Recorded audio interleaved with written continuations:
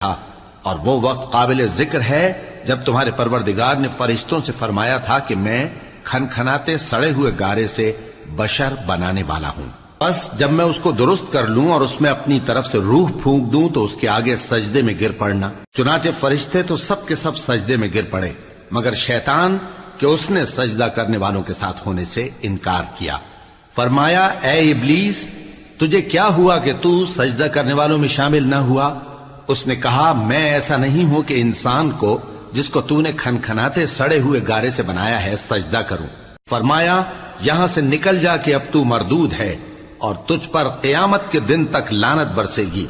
اس نے کہا کہ پروردگار مجھے اس دن تک مہلت دے جب لوگ مرنے کے بعد زندہ کیے جائیں گے۔ فرمایا اچھا، سو تجھے مہلت دی جاتی ہے وقت مقرر یعنی قیامت کے دن تک۔ اس نے کہا کہ پروردگار جیسا تو نے مجھے بھٹکا